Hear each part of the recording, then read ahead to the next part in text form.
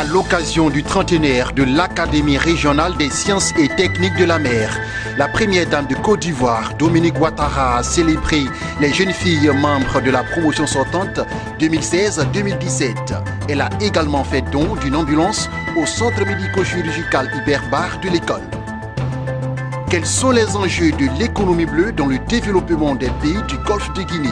Cette question était au centre d'un panel de haut niveau. Les détails tout à l'heure.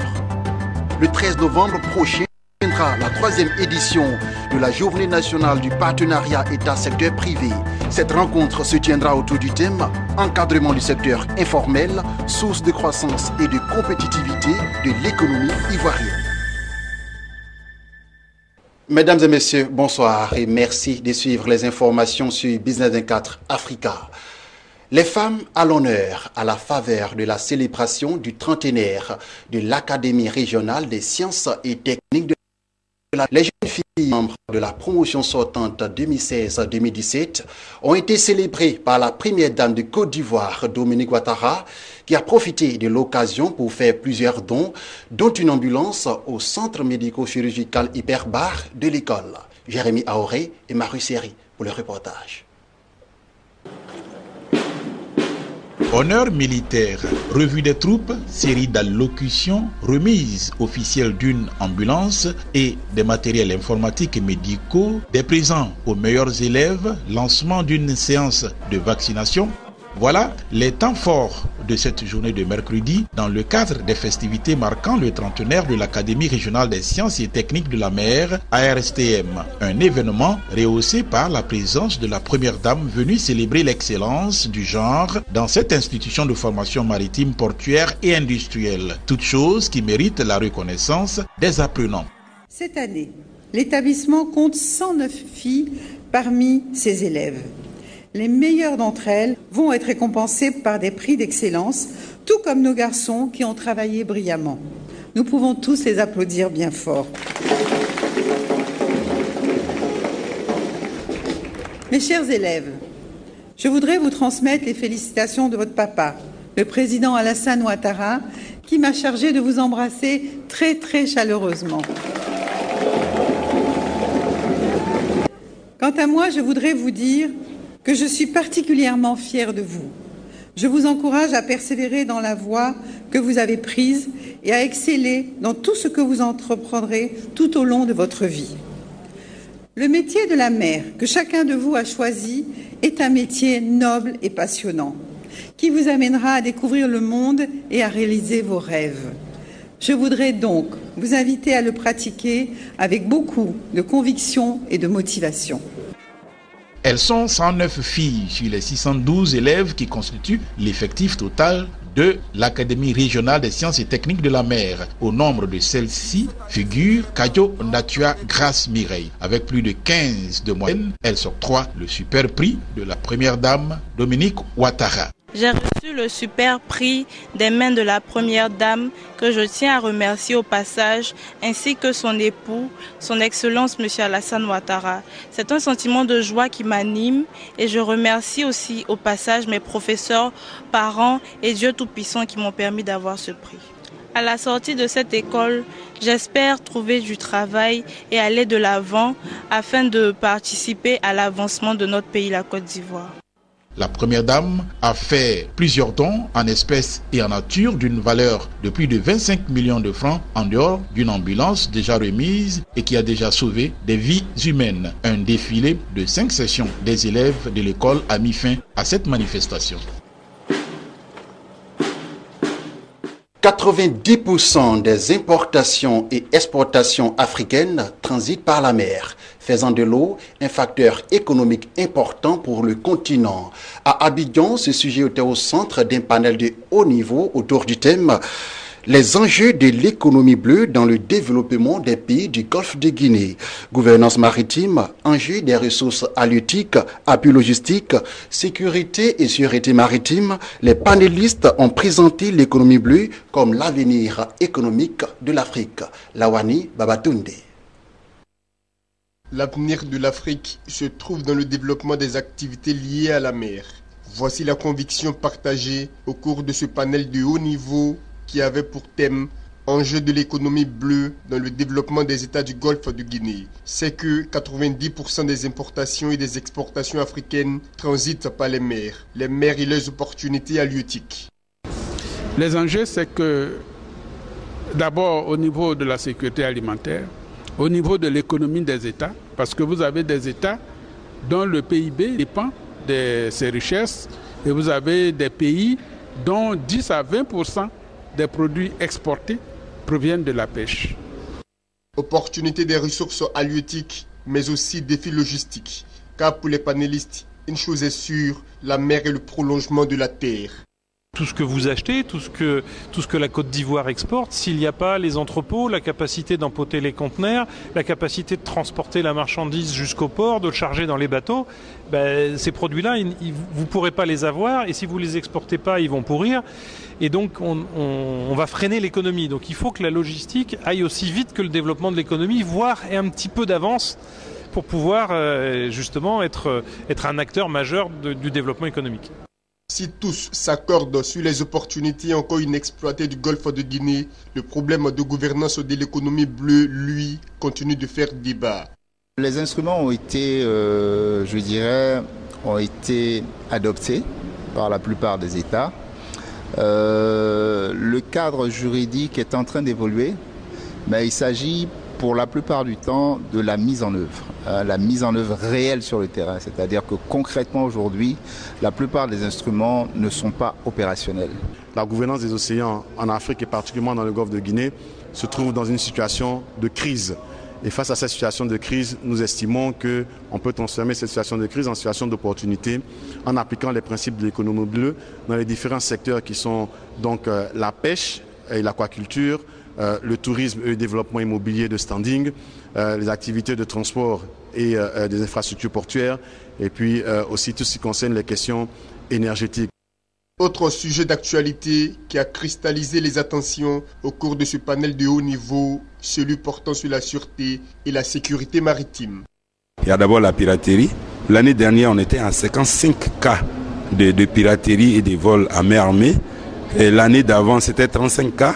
Nous, on se disait qu'en 2016, on allait encore descendre, mais malheureusement, on est monté en flèche. Cette année, pour le moment, on n'a pas beaucoup d'actes, mais on reste prudent.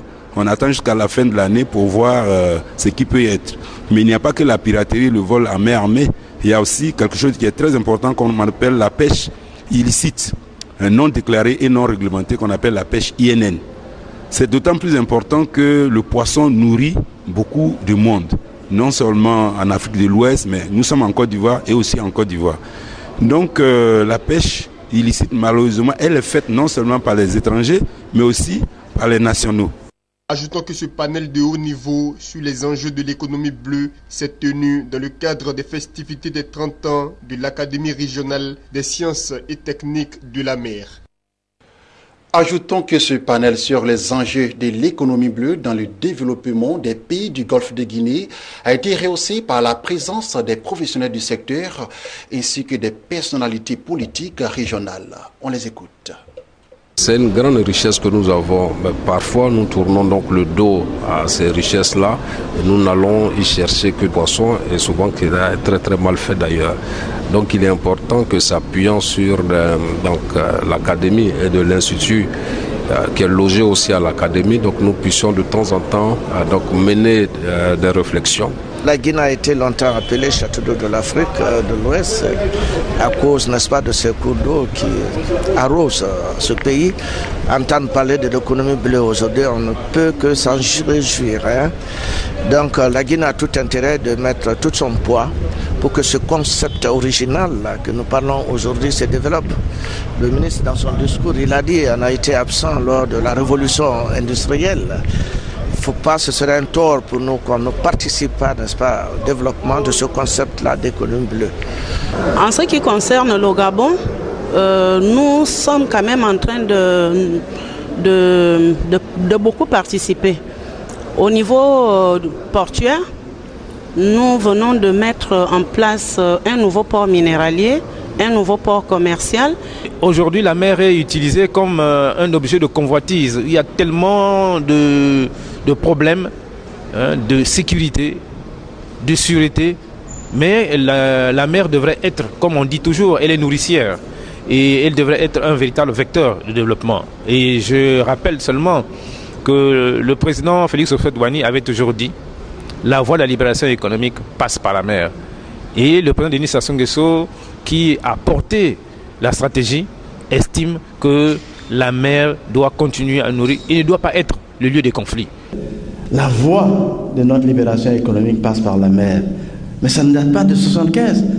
C'est dès l'aube des indépendances qu'il a dit cela. Et j'ose dire que votre séance d'aujourd'hui a prouvé en tout point la pertinence de la vision du président Houphouët-Boigny, mais tous les aspects de l'activité maritime, des activités liées à la marine, aux océans, aux eaux intérieures, aux ports, dans son esprit, font partie de l'économie bleue et à ce titre doivent interpeller nos États.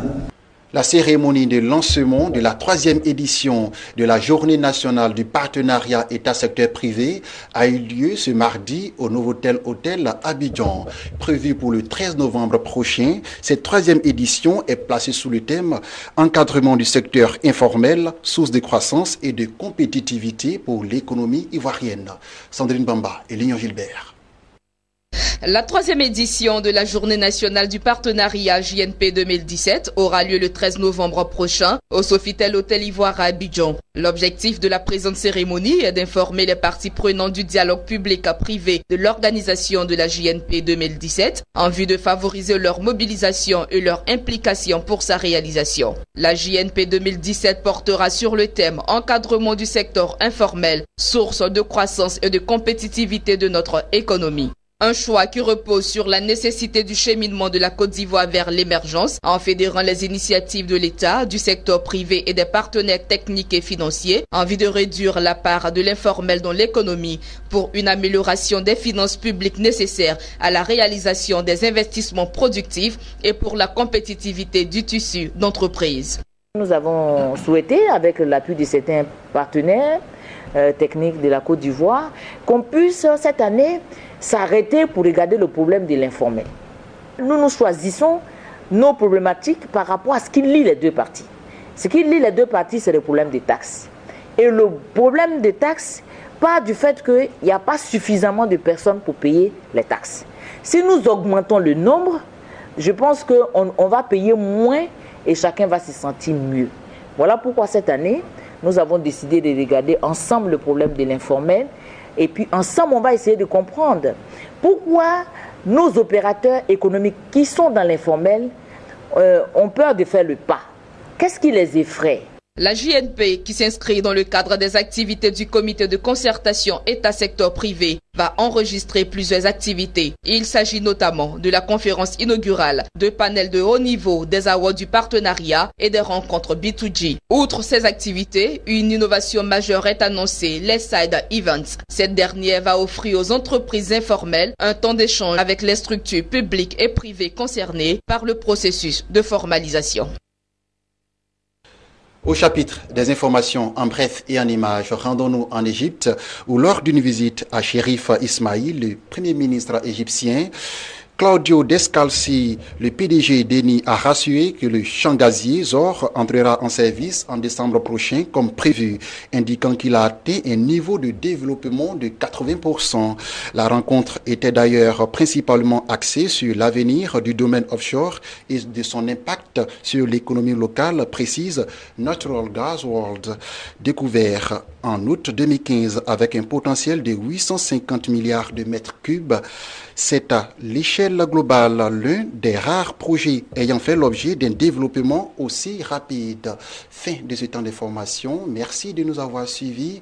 Je vous retrouve jeudi 21h pour un nouveau temps d'information. Restez sur la chaîne de l'économie.